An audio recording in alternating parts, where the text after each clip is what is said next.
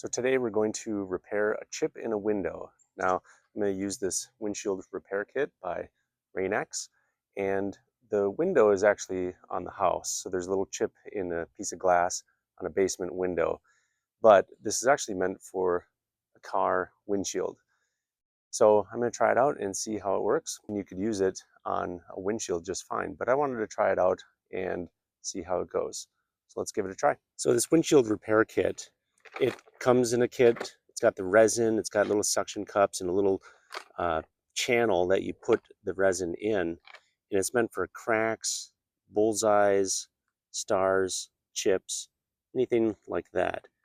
It says it only takes a couple minutes and it works pretty well.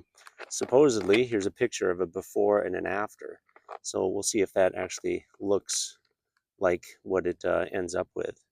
It says for best repairs, you should make the repair as soon as the damage occurs. So that avoids dirt and other junk and debris filling up and inhibiting the normal adhesion. So you want to try to get these repairs done as soon as the chip occurs.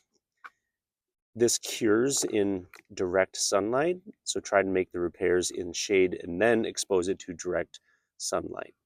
So here's the little chip right here. You can kind of see it. I just put some backing on the other side of the window just so you can actually see the chip here. So it's not all the way through, but it's definitely probably 50% through the glass. And what I don't want is this to get worse during the winter or start to spider out.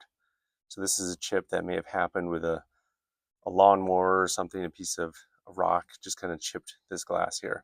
So it'll actually be kind of interesting to repair this on a vertical piece of glass because some vehicles have much more vertical windshields than others. So like the Jeep Wranglers or Ford Broncos, much more vertical glass. So this will kind of give a good idea of how easy is it to fix vertical glass.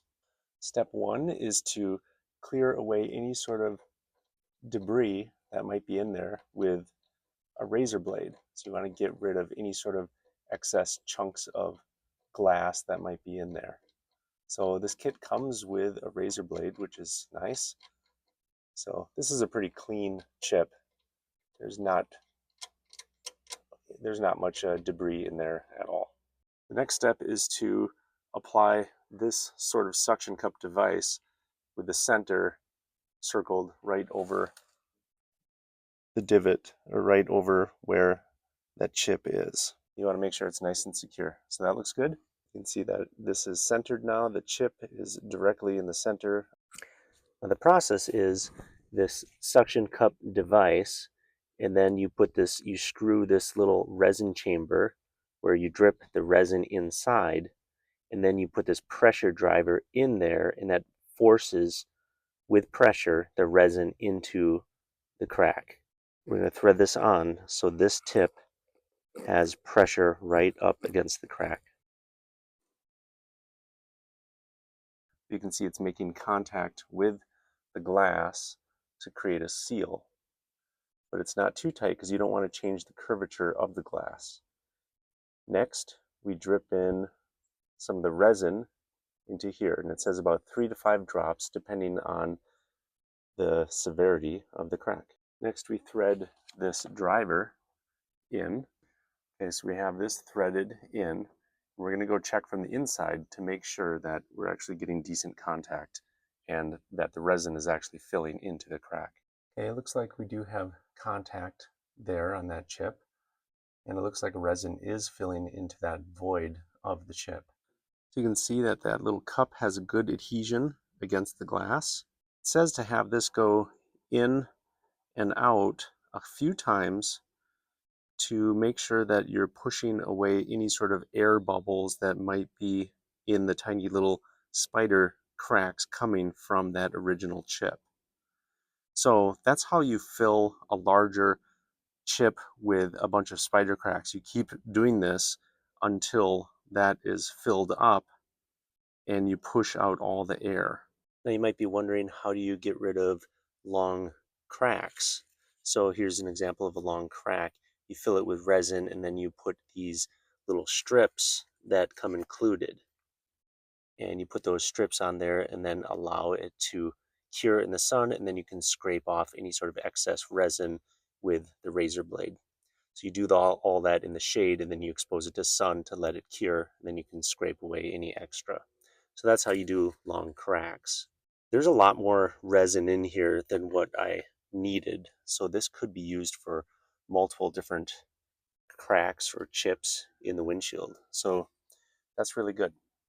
Now after a few minutes, we're going to remove this. We're going to make sure that everything is filled.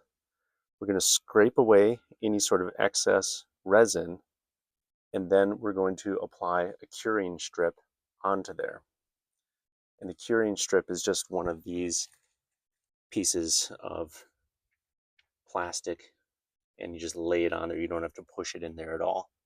But yeah, we remove that, make sure we can fill up any sort of residual cracks that might not have gotten filled, and then we'll put this curing strip on. It'll sit in the sunlight and then cure. Right there is the chip. You can just see it. Now we let that sit and cure in the sunlight for about 5 to 10 minutes. So now after about 20 minutes in the sun here, I'm going to peel off this and scrape off any sort of residual. Right here is the chip. You can just barely see it now. So that's good. There's no air bubbles in there at all. It's nice and cured.